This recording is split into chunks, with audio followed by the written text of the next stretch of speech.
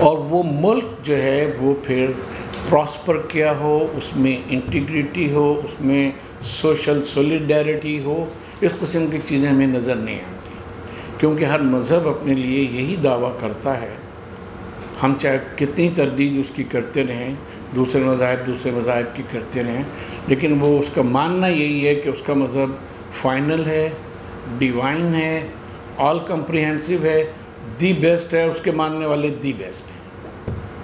جب اس کو آپ پولیٹیکل وہ بنا لیتے ہیں تو یہ فیکشنز کبھی ہول ہارٹیڈلی اس طرح سے نہیں ہو سکتے، اور پھر پولیٹیکلی یہ ماننا پڑتا ہے کہ یہاں یہ حق ہے، وہاں وہ حق ہے، وہاں وہ حق ہے، فلاں جگہ وہ حق ہے۔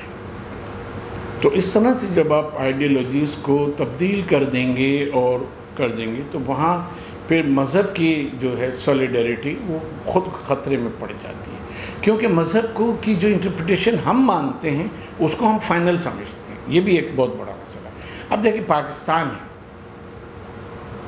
پاکستان میں جتنے فرقے کے لوگ ہیں سب اپنی اپنی آئیڈینٹی کو ایزرٹ کرتے ہیں، نہیں کرتے، ہر مسلک اپنے اس کو ایزرٹ کر رہا ہے، چاہے وہ شیعہ ہوں، چاہے بریلوی ہوں، چاہے دیوبندی ہوں، چاہے اہل حدیث ہوں، اور وہ ان کے فتاوی میں بھی ریفلیکٹ ہو رہی ہے چیزیں۔ اور جو ڈیوائیڈ ہے وہ آپ کو نظر آتا ہے کہ مثلا یہاں ٹیبل پہ ساتھ بیٹھیں گے، ہم اس ٹیبل کی نہیں بات کر رہے، اور اس کے بعد جب نماز کا وقت آئے گا تو الگ الگ مصلی بنا کے وہ نماز پڑھیں گے، ان کے پیچھے نہیں پڑھنا، یہ بریلوی ہیں، یہ اہل حدیث ہیں، ان کے پیچھے نہیں پڑھنا، یہ دیوبندی ہیں، ان کے پیچھے، یہ تو شیعہ اس کے پیچھے تو پڑھ ہی نہیں سکتے۔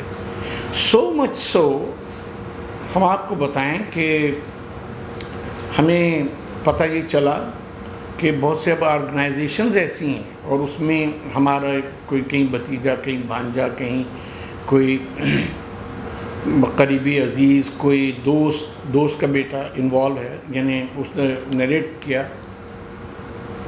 کہ جب دوپہر کی ریسس کا ٹائم آتا ہے، لنچ بریک اور پریئر بریک جس کو کہتے ہیں، تو کہیں 3 گروپ بن جاتے ہیں، کہیں 4 گروپ بن جاتے ہیں، وہ ساتھ بیٹھ کے کھانا نہیں کھاتے، وہ ساتھ نماز نہیں پڑھتے، اور بعض جگہ تو یہ ہے کہ آدھے گھنٹے کے فرق سے ان کو بریک دیا جاتا ہے کہ اچھا وہ اب نماز پڑھ چکے، کھانا کھا چکے، اب آپ کر لیے، اب وہ کر چکے ہوگے، اس لیے کہ ایک دوسرے کے ساتھ بیٹھ کے کھانا کھانے کو تیار نہیں ہیں۔ وجہ کیا ہے؟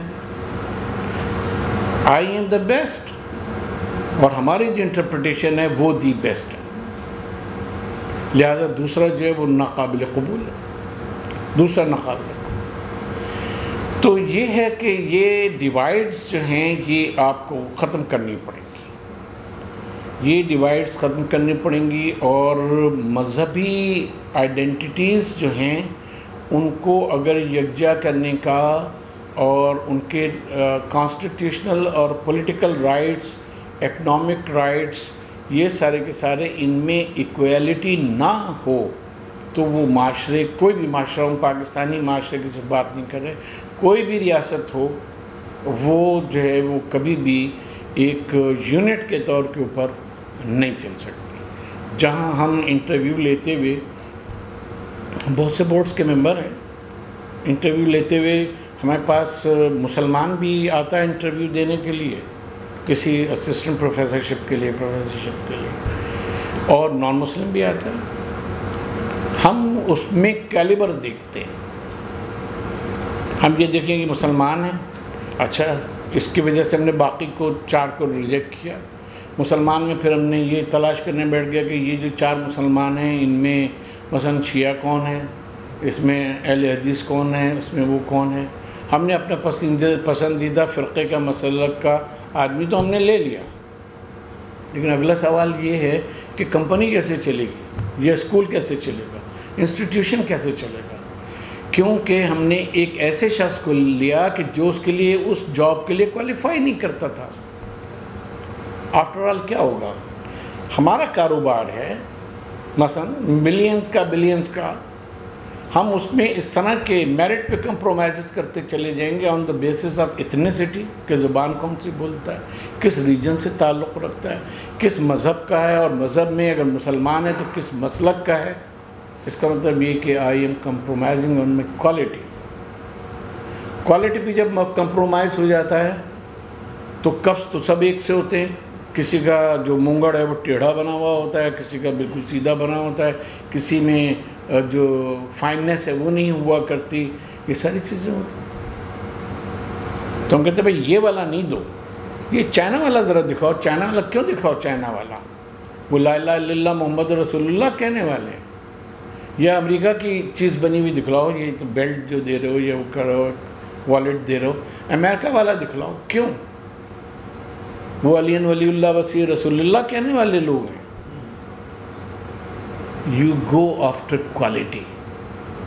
آپ کوالٹی چاہتے ہیں، اور جب آپ اپنی معاملے میں اپنے انسٹیٹیوشن میں کوالٹی پہ کمپرومائز کرنے لگ جائیں گے تو پھر وہ انشاءاللہ 2 سال میں 2.5 سال میں وہ کاروبار ختم ہو جائے گا. کیونکہ خدا کا انشاءاللہ ہم نے اس لکھا کہ خدا کا قانون ہی یہی ہے. خدا کا قانون ہی یہ نہیں ہے کہ آپ لا الہ الا اللہ محمد رسول اللہ کی تسبیح بیٹھے پڑھتے رہیں اور آپ کے جو کام ہیں جس کے پیسے آپ کو ملتے ہیں وہ آپ نہ لیں. ابھی رمضان آ رہا ہے، آپ سب پریکٹیکل لوگ ہیں. ہم 10 سال منسٹری آف انفارمیشن میں رہے ہیں. CSS کرنے کے بعد ہم کچے عہدے پر تھے الحمدللہ.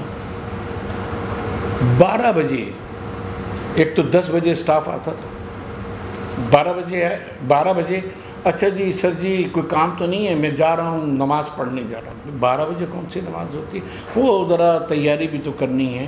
وضو کرنے میں کتنی دیر تیاری میں لگتی ہے، کتنی دیر کا وضو ہوتا ہے. 12 بجے نکل کے 12 سوا 12، اس کے بعد 3 بجے چلے آ رہے ہیں. بھئی اتنی لمبی نماز کہاں سے؟ سر جی روزہ ہے، آپ کو پتہ ہے روزہ ہے. 4 بجے کا وقت ہے، 1 گھنٹے بیٹھے گپیں آکیں اور اس کے بعد چلے گئے. یہ روزہ ہے. روزانہ نماز کے وقت کے اوپر یہی بھی ہوتا ہے. آپ اس میں چلے جائیں گورنمنٹ آفیسز میں، 1 گھنٹے کے بجائے 1 گھنٹہ بہت ہے. 4 وقت نماز پڑھنی ہوتی ہے، نفل پڑھنے ہوتے ہیں، ٹھیک ہے. اور اس کے بعد کھانا کھانے میں کتنی دیر لگتی ہے؟ 15 منٹ. گھر میں 15 منٹ لیتا ہے آدمی. چلے 1 گھنٹہ لگا کے آئے، 2-2.5 گھنٹے، اور سمجھتے ہیں کہ ہم رزق حلال کھا رہے ہیں. آپ نے کچھ کہا تو یہ دیکھیے یہ تو نماز روزے کے اگینسٹ ہیں. یہ عجیب باس ہے، مسلمان ہوتے ہوئے داڑھی رکھے ہوئے اور یہ ایسی باتیں کرتا ہے.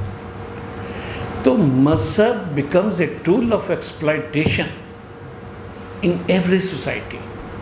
جب اس کو پولیٹیکل وہ جو ہے اسٹرینتھ حاصل ہو جاتی ہے، جب ہم اس کو پولیٹیکلی ایک پولیٹیکل آئیڈیالوجی کے طور پہ لے کے چلتے ہیں، تو اس کو ریزالو کرنا یہ علماء کا کام نہیں ہے. دیکھیے کسی بھی مذہب کے علماء ہوں، یہ ان کا کام نہیں ہے. نظام جو ہیں وہ دانشور بناتے ہیں. نظام ہمیشہ دانشور بناتے ہیں، جن کو نالج کے ساتھ ساتھ یہ دانش ہوتی ہے کہ وہ سسٹم کو کس طرح سے آرگنائز کریں، ڈی کنسٹرکٹ کریں، ریکنسٹرکٹ کریں. یہ چیزیں جو ہیں یہ دانشور سوچتے ہیں. جو پریکٹیکل لائف میں ہوتے ہیں یہ چیزیں وہ لوگ سوچتے ہیں. ہم تو دیکھتے ہیں نا بیٹھے ہوئے کہ بھئی یہ کیا ہے، آیا آ کے بیٹھ گیا. مثلا ایک ڈاکٹر ہے، آ کے بیٹھ گیا اپنے کلینک میں اور جناب وہ ٹائی وائی لگائے وہ ان کے وہ بیٹھا ہوا ہے. ایک آیا اس نے اس کو لکھا. جب آپ خود ڈاکٹر بنیں گے نا تو آپ کو پتہ لگے گا کہ کتنی نزاکتیں ہیں اس میں ایک پرسکرپشن لکھنے میں. جب کوئی تحقیق کر کے ڈاکٹر بنتا ہے، جو کراچی یونیورسٹی وغیرہ میں اور یونیورسٹیز میں ڈگریاں بانٹی جا رہی ہیں 2-2 لاکھ کے، وہ اس کی بات نہیں کر رہے. جب وہ ڈاکٹریٹ کرتا ہے، ریسرچ کرتا ہے، تو یہ دانتوں پسینہ جس کو کہتے ہیں محاورے میں وہ آ جاتا ہے. And PhD is nothing but training for research. اور ریسرچ یہ نہیں ہے کہ آپ نے 10 کتابیں 100 کتابیں سامنے رکھیں اور ایک کتاب نئی تیار کر دی. اس کا آؤٹ کم کیا؟ آپ نے کیا ریسرچ کی؟ جو پچھلوں نے بات نہیں کی تھی آپ نے کہی ہے. And that is very much convincing. ابھی ہمارے بھائی کہہ رہے تھے کہ دانشور حضرات ہیں، وہ سمجھ رہے تھے کہ یہ دانشور جس کو ہم کہتے ہیں یا پی ایچ ڈیز کی، ضروری نہیں کہ پی ایچ ڈی کیا ہوا جو ہے وہ دانشور بھی ہو. لوگ اپنے گریڈز کو بڑھانے کے لیے بھی پی ایچ ڈی کر رہے ہیں اور بہت تعداد میں کر رہے ہیں. تو چیز یہ ہے کہ ہمیں اپنے معاشرے کے کسی طبقے کو نظر انداز نہیں کرنا.